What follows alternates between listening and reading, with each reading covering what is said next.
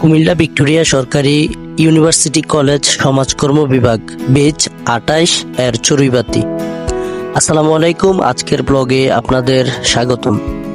আজকের দিনটি ছিল আমাদের জন্য একটিও বিশেষ, কারণ আজ অনুষ্ঠিত হতে যাচ্ছে কুমিল্লা ভিক্টোরিয়া সরকারি ইউনিভার্সিটি কলেজের সমাজকর্ম বিভাগের বেচ ২৮ এর চড়ুইবাতি।